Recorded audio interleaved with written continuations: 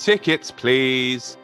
Once you have subscribed to this channel, please make your way into Screen 1 for all things film and TV from Rebellious Noise.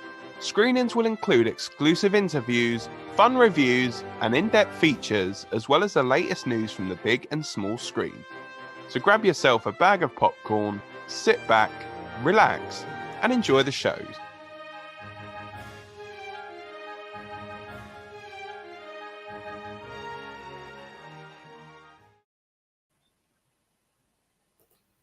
Okay, hello and welcome to Rebellious Noise Screen 1. We are here. I'm Scott. I'm joined by Rob. How you doing, Rob? Yeah, I'm fine at a pee. I'm good now.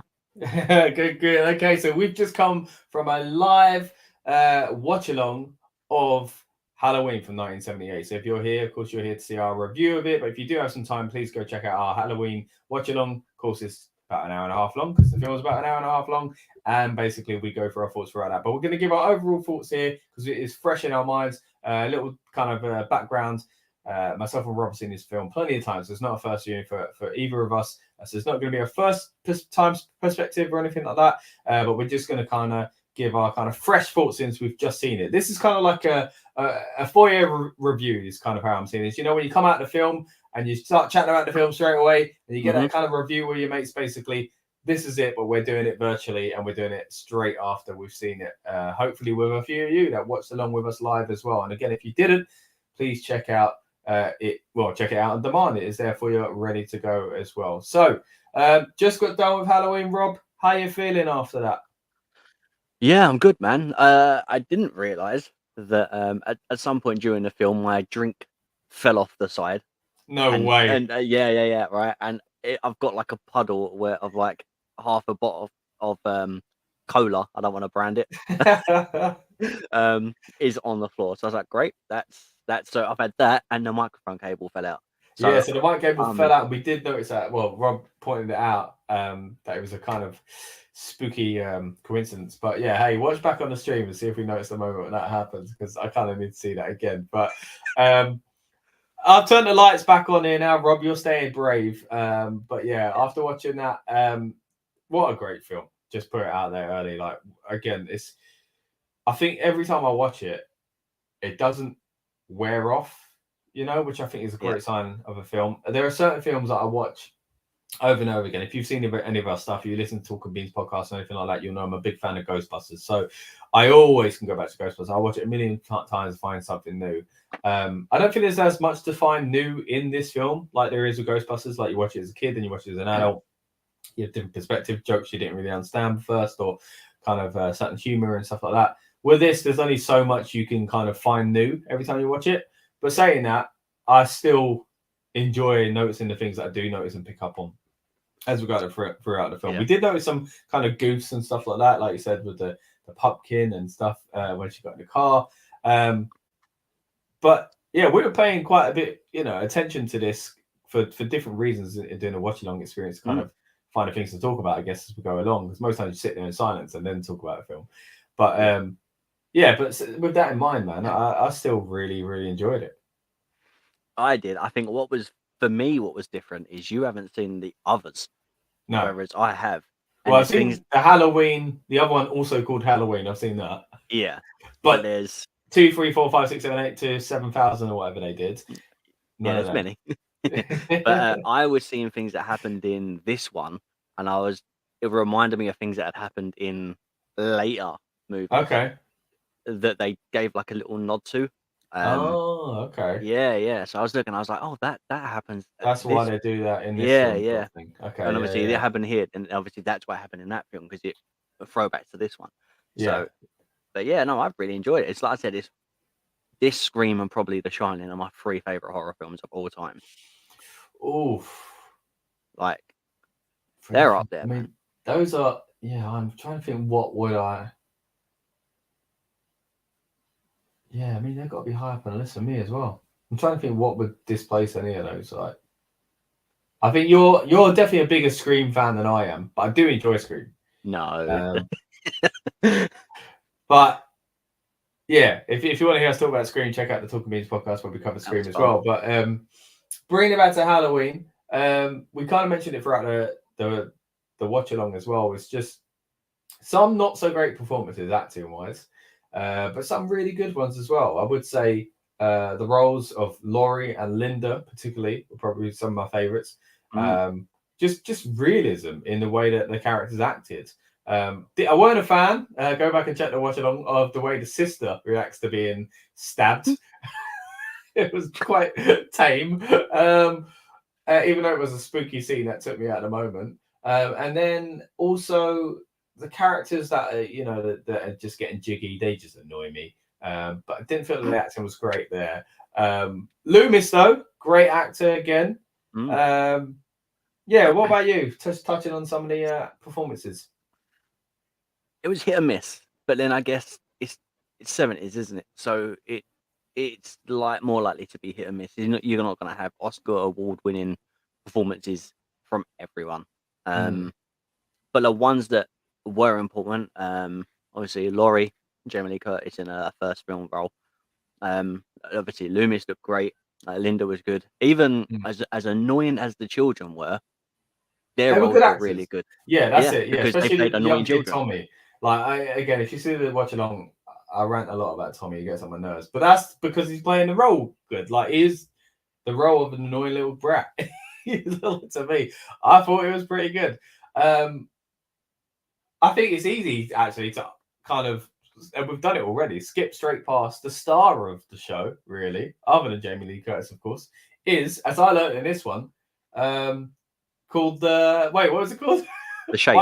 Shape, that's it. I was going to go the object. Right, the object, the Shape, which I only just found out was ever referred to, even though I've seen this plenty of times, clearly never focused on the credits for too long. But yeah, of course, Michael Myers, also known as. So yeah, doesn't have to do much because the actor doesn't have to speak, but still portrays that kind of deadly, terrifying character very, very well. Do you know what? I've had this discussion with people that do films and people that do watch wrestling, right? And I'll make it full circle. But okay, I think the reason for my love of lucha wrestling, wearing masks, Kane, for example, is because even like Michael Myers and Ghostface, they react by body language, not by voice. So if you can tell a story by the way you're controlling your body, I'm more hooked because I'm focusing on what you're doing, not listening. And there's times when I like to be able to see something and not have to pay attention. If you watch a silent film, Charlie Chaplin showed everything facial expressions. Take that away, he had to use his body. And I think that's why I love things like Masks and wrestling and all these sort of horror films, because that's what it's there for. That's what it portrays. And I think that's more terrifying when you can be terrifying without even saying anything. Yeah, no, definitely. Nick Castle does a fantastic job. That's a big part of the character, that the fact that it doesn't say anything and he does move strangely and he disappears. He's behind the bush. He's in between the bed sheets. He's like he's steady. I mean those were the teenagers. I'm talking about the washing on the line outside. But yeah, you could argue it's an easy role to portray because you haven't got to do much in some ways, but it's the way you do it, like you said, the body language. Because again, you wear the mask, you've taken away, like you said, the voice is gone, and now the facial expressions are gone, and that's kind of part of the character as well, just how plain and scary his face looks. But then, his movement, as much as we laughed about him walking down the stairs a bit funnily, but other than that, like his movement, and we said it in the watch along, but the sit up and turn the head, and again, we've already mentioned here, we're wrestling fans, reminds us of Undertaker and Kane. That's clearly where they got inspiration from it, but that sit up alone is just so iconic. I've watched this video before of people's reactions to that when he sits up, and just hearing people gasp and like shocked because they didn't realize it was coming. It's just so good. Yeah, it's that scene, and when he kills the guy that you don't like, and he just stands there observing what he's done. The way it's shot. The head sideways. It's like he's trying to contemplate. Was that enough? Like, do you know what I mean? Oh, okay, that's a good way.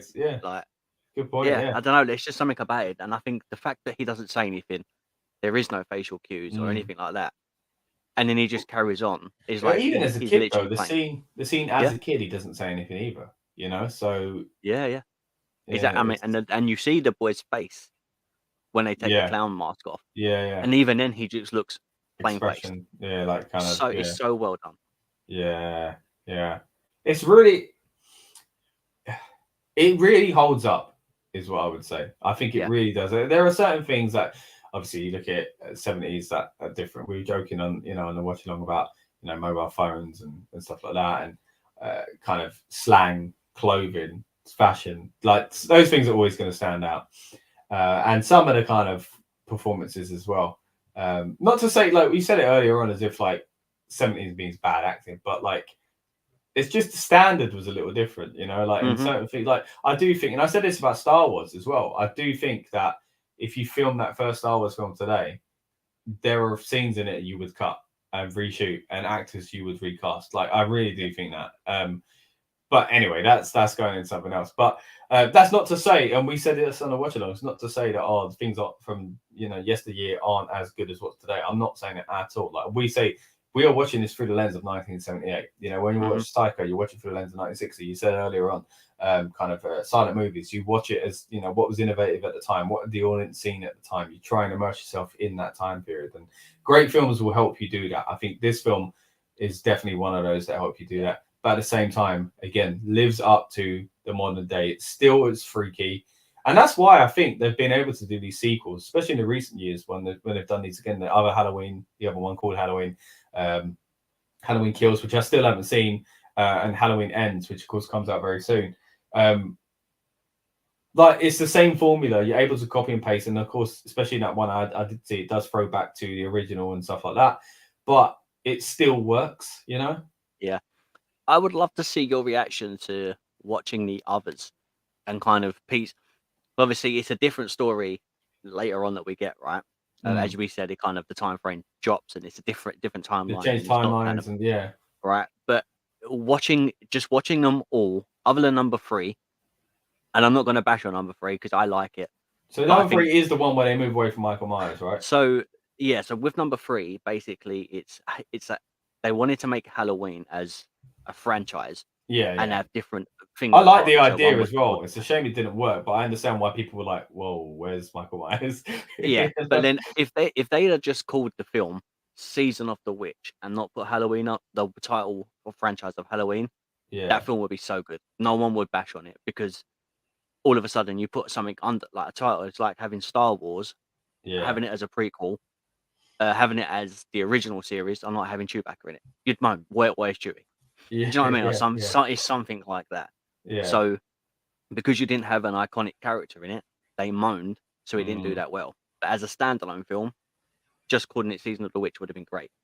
But if you watch 1, 2, 4, 5, I think 6, H20, and another newer ones, not the Rob Zombie ones, the others, then I'd love to see your opinion on it because it really ties in the story. This is the thing, because I've then seen the other Halloween, I feel like I should stick with that timeline to not mess things up for me. But at the same time, I'm sure that even though they're moving away from these other versions of the timeline, that if I do that, then I'm probably missing out on a bit of perspective as well. Like maybe you're watching like maybe Halloween Kills and Halloween Ends even might reference somehow Halloween 4. I don't know. It slightly ties in, but I think the way they've done it this time is they make it more loose, so there's something additional going on. But the connection's still there. But maybe I will watch the others. Maybe I will try and get through. It's a good run of series to watch. Because like I said, I've watched this one so many times because I've heard mixed things about the other ones that I just didn't want to kind of ruin. It's the same with Nightmare on Elm Street. I've only seen the first Nightmare on Elm Street as well. No. I think for the same reason, because I hear the same thing about sequels, so I try and stay away from it. So I think eventually I have to though, and kind of bite the bullet. But I'm worried that it will ruin my perception of this. Like for me, like this is perfect for what it is. Like the first film is great. I really did like the one that came out a few years ago as well. I do want to watch Kills. I am going to watch Ends as well after that. But maybe we can do a bit more content around it. Well, maybe the sequels are, I would say, imagine the one that we just watched, so the original. The sequels are literally a continuation of that, but there's a lot more deaths in it. There's more of a story based. You see a completely different side to Michael, which is what I absolutely love. That's so strange to me, isn't it? I'm like, what else can okay, cool. I'll have to look into them. I'll have to look into them. Right, going back to this this one here then, like yeah, how many times have you seen this first one? I don't. Do you know what? I really don't know, but I can. I think I've introduced more people to watching it, and I watch it with them, and I think I've at least introduced 10, 15 people to watching this film that have never that seen is it. crazy. That's So, a lot, because I haven't seen it that much, but I've seen quite a few times. But my point was that, like, it is such an easy rewatch as well. Like, you know, it's such an enjoyable film to watch. Like this, I don't feel like some films I'm like, mate, I could rather put an hour and a half into another film I haven't seen. Yeah. You know, like, but this one is such a, you know, hopefully at least that people see this as a compliment to the film, that I think it's such a easy thing to rewatch, and because it is a seasonal one, it's like Home Alone. You know, I can watch Home Alone pretty much every year. Maybe sometimes I might skip a year or whatever, but like it's the same sort of thing with that. It's just the rewatchability is so good on it. Let's get into favorite moments, favorite scenes, and all that kind of stuff. I think we touched on it a bit in the watch along, but for me personally, I think where it all starts kind of unfolding around the closet, that scene is incredible. Everything from the way he busts into it to the false kind of hope that he's been kind of stopped, and then he comes back and the sit up and all that. But also, I've got to say, I do really enjoy. Again, maybe because I just didn't like the character, but yeah, the guy getting stabbed against the kind of the wall, but then also weirdly that somehow doesn't fit. Like, but some, like, I think people would think it doesn't fit, but the comedic side, you know, where he comes in with the sheet over his head, I just still think it's hilarious. Do you know what? What's more terrifying is obviously the bits you mentioned. I love too, right? But what's more terrifying? You got to look at it from this point of view, and you might change your mind. People moan about this scene where he's wearing the sheet and he's got the glasses on, right? Bearing in mind, Michael's been in a mental institution. I was just gonna say, I was just thinking he's like a child still, right? Right. So kind of, but think he doesn't speak to anyone. He never communicates in any way, shape, or form. He gets on with what he's doing, speaks in silent. So for him to blend in, he's already wearing a white mask, right? So for him to blend in, what does he do? He puts on another mask to hide the mask. Yeah. So, and he thinks that he's now hidden. And then by putting the glasses on, that's another disguise. So he's already disguised his face. Then he puts the hello on. Do you know what I mean? Yeah, so for him, he just thinks, oh, well, I'm hidden. I'm hidden inside. So when you look at it that way, to him, that makes sense. And that's more terrifying because he's not. And he doesn't know that. And that's what I mean. It's a childlike mentality as well. Like to be like, I'm going to dress up like a ghost and cut eyes. You know what I mean? Like an adult serial. I think that's what it is. It's easy to look at and go, they wouldn't do that. But it's like, no, you're not thinking, like, probably would do that. You know, it's like, you know, if someone hides behind a plant and you can see all their body, but because their head's hidden, they think they're hidden. Yeah. Do you know what I mean? Yeah, it's like by hiding behind, like, and if I can't see you, you can't see me.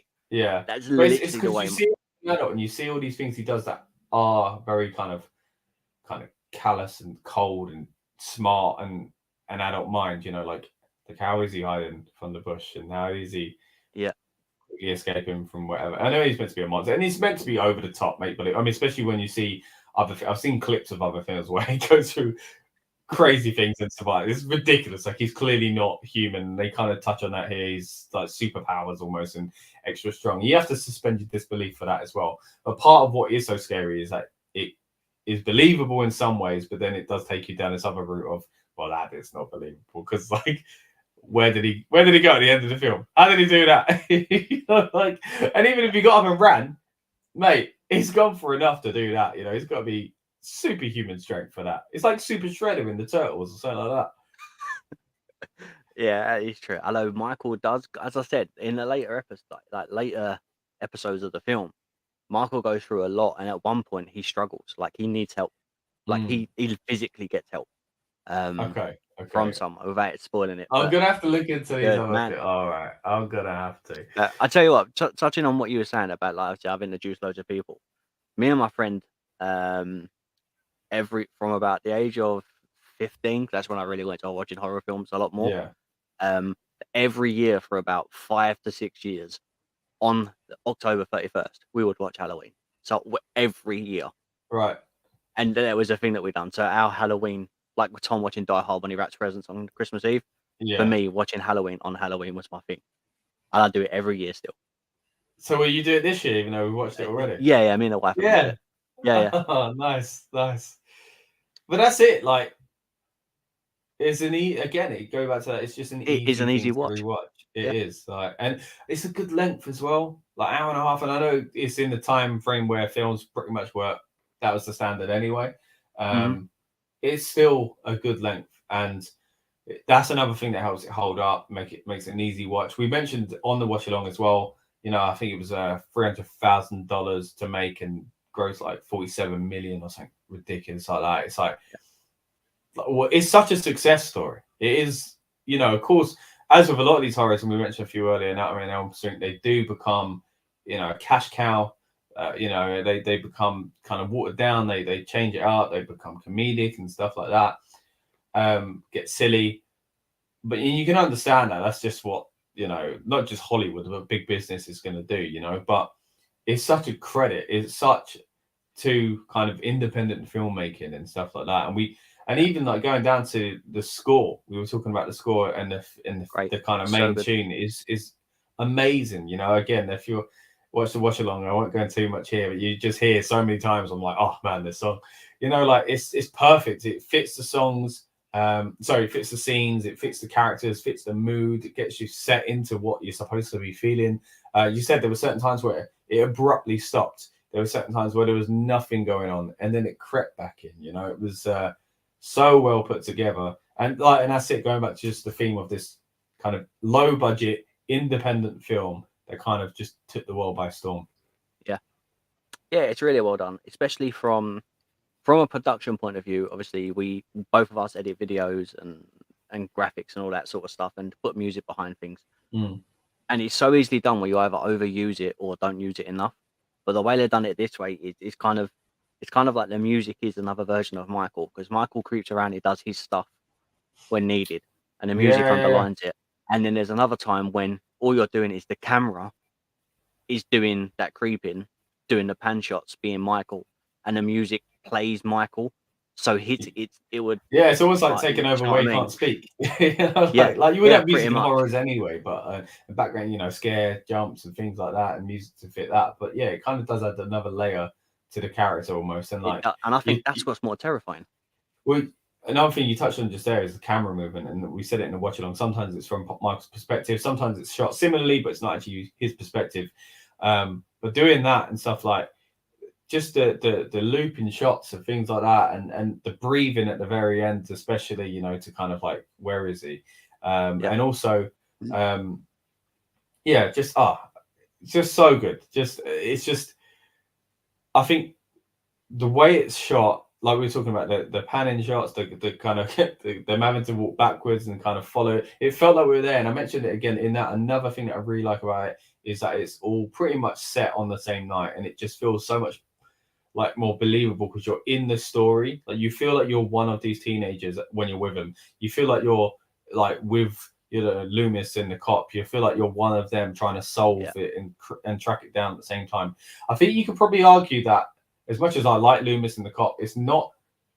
They're quite on the outside until the very end. It's like they always feel a bit too slow and behind.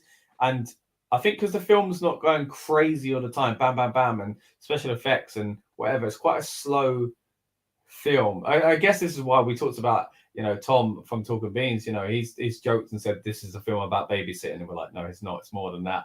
But I guess that's where you could get it from. You could say like it's not slow because a lot is happening, but I don't know. It's almost like the pacing is just very interesting. It's an eerie film. The slowness makes it, for me, it makes it eerie, so I don't mind it. But yeah, what do you think about that and that kind of pace, and like Loomis trying to crack the case, but being a little bit behind until the very end, then it goes wild. You know, he's definitely on case for that, shooting him away. But again, it comes back to this moment where the first, let's take it right back to the beginning, right? The first 6 minutes we have the intro, young Michael killing his sister, and then it cuts to the future, like the present, right? Not the future, the present. with Loomis then going to visit Michael and all that sort of stuff before he escapes, right? But all the way up to this lead up, it's slow, it's methodical, in a sense. You don't understand what's going on. There's no sense of what's happening. It's a slow build, exactly the same way that Michael does his killing. It's slow. There's a slow build. He then strikes when he needs to. The whole thing, it seems like there's a layer of a layer. So the way the film is portrayed is the same way that Michael is portrayed as the killer. He's inbound with it, the same as the music. It builds, then stops, builds, then stops. Yeah. Then the music plays, nothing happens, then it strikes. Exactly the same way as Michael. Yeah, it's true. Yeah, because even the way they show him, he's there, he's not. He's the hiding, the jumping into kind of like frantic kind of behavior. You know what I mean? So quickly get to a comment here as well from RJ McReady. Hi, Michael is one of the scarier versions because you don't know what it's capable of for most of the movie, The Unknown Evil. It's a great point. Thank you very much, RJ McReady, for joining us and for commenting there. But yeah, that is a great point. That is that you don't know what he's capable of, and you don't know, because it just touched on it there as well. Like, is he superhuman? Like, that's what you're kind of thinking at times. You're like, is it? Because obviously that's where you suspend your disbelief and stuff like that. But you're thinking, is this someone that they portray it as like he's done something as a kid, he's been kind of mental institution and stuff like that. Is it that, or is it deeper than that? Why was he like that as a kid? Does that play into it? Because you're watching these other films that would come out the years after this, of course. But Michael stays the same. But so that's what I mean. But like, you think of like Freddy Krueger and Jason and Ghostface, that we mentioned with Scream as well. Like, they go into kind of different levels of fantasy and stuff like that. But like Michael, it's you're not quite sure what you're getting with him until he does it. Yeah, but again, that's kind of how this film is. You're not sure what you're getting with the second one till you watch it and you think, oh, I need to see the next one. Okay, because it builds again. Again, it is like this whole first, let's say, 4 films of Michael is a start to a finish. And the more they do stuff in the next one, the more you think, oh, that's Michael hasn't changed. The characters have. So they're all evolving, and Michael hasn't changed one bit. And I think, and that's what I like about it. And in fact, even in this one, we see him crawl out of a car. He gets the mask, and then that's it. He's just driving around in a car. So for the first 45 minutes, Michael hasn't actually done anything other than drive around. Do you know what I mean? It is so slow. Which again brings me back to what he was, we were laughing at, like, how's he learned to drive? He's not a bad driver. It's not.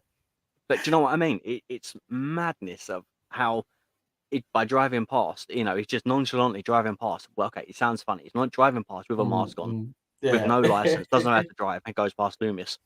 But the fact that he's doing that, and he hasn't got a care in the world if he gets seen, and Loomis, he drives by Loomis, and it's like he's mocking them before he does he is, it. And he's not, when he disappears, he's not hiding in like you say, I've been seen. Like, he's teasing them. Yeah. He's teasing them. That is it. He's teasing them. And like, that's pretty cool. And that's more scary. Because he's doing it for a reason. He's not, if he was trying to hide, he would be more creepy. Like, when he hides behind this, and the prime example, he sees the couple leave Lindsay's house, right?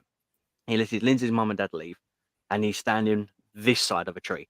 Now, instead of going behind the tree to hide his whole shape of him, right, he goes to the right side of the tree and looks from the right side, showing his entire thing. So he's exposing his whole physical being on purpose to be seen, to cause more fear. Who does that? Which he kept doing as well with Tommy, like, the whole time. Who does that? He's terrifying. Yeah. No, I really enjoyed watching it again. Really enjoyed the watch along experience. If you did join us live for it, please, if you do get some time and you want to rewatch the film yourselves, we'd love it if you watched along with our watch along episode as well. Where we really go in depth, of course, on the scenes as we see them, reacting as we see them. Have a lot of a lot of laughs as well, because it was quite funny. He gets compared to Woody for a minute. Yeah. That's a little spoiler there. If you want to kind of think, wait, what's he talking about? Go watch the watch along and see that as well. And even if you're not going to watch the film, you're going to background listen to the watch along as if it's just a long form review. that'd be great as well. Because if you've seen this film plenty of times, you know what we're talking about. We explain it as we go along as well. You can probably figure out what scenes we're on about. But really enjoyed both of these, mate. Hope you have as well. See, we haven't really done any kind of reviews on this channel. Of course, on the Rebellious Noise, there's podcast of Talking Beans. We usually rate films out of a £10 note, and I feel like, you know, what you pay for it when you go to a cinema, and that kind of fits in with the theme what we're doing here. So, but I don't know if we should just go more traditional with more traditional with a 5-star, or we should stick to the. I think we're English. Let's do it with that's Talking Beans' thing. I don't know, man. Like, if you want to do it out of 5 stars, we can do it out of 5-star review. I moved away from 5 stars for a reason, so maybe I should go back to the good bloody Dave Meltzer. So it's like we've come out of the cinema, we've just done our little review in the foyer, and now we're gonna say how much we would have paid for it. Then, all right, out of a £10 note, I would give Halloween, and we only did in 50p's here, by the way. Yeah. I would give Halloween a. It's tough because I feel like for its time, what it did culturally, and all that kind of stuff. But that kind of shouldn't come into it in some ways, you know, like. But then those things happen because of how good the film is in the first place. So it kind of already does come into it. So for that, I'm going to give it.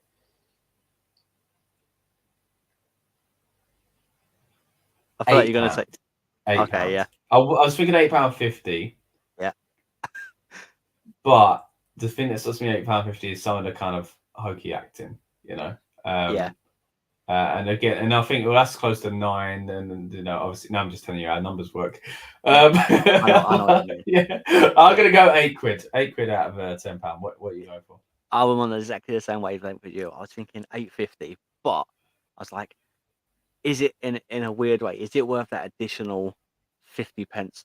Because of there is things like, I don't mind the goofs, I don't mind them. But there's little things, the acting. Certain things could have been portrayed a bit better.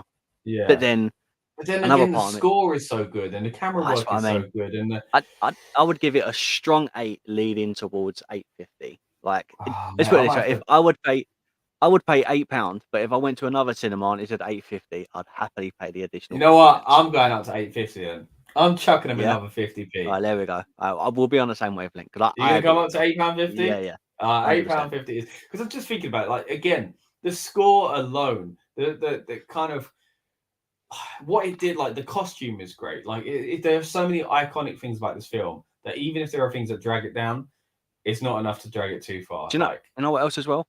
It's simple and effective. That's what's so good about this as well. Yeah. On every single the camera work is simple. The music, the score is simple. The costume is simple. Even the deaths are kind of like somewhat simple. You know, like he strangles someone. He stabs someone. There's not too much blood either. There's not that much blood either. Yeah, see a little bit tricking down Laurie's arm when she gets sliced. Anyway, really good film. Really good experience watching it again. Hey, I'm glad you're going to watch it again on Halloween. Maybe when you watch it on Halloween, you should watch it back with our watch along, just to be a little bit of Inception going on for you there. But yeah, anyway, thank you to everyone that's joined us on the watch along. And if you haven't seen it so far, please go back and check that out on RN Screen 1 as well. And let us know in the future if you want to see more of these retro reviews and, of course, more watch-alongs, because we'd be happy to do them. So, finally, Rob, anything else you want to mention before we get out of here? No, man, I'm good. Perfect. All right. On that note, I'm going to say once again, thank you again, and please subscribe and check out more of our Rebellious Noise content. Thank you very much, guys. See you soon. Bye. Tickets, please.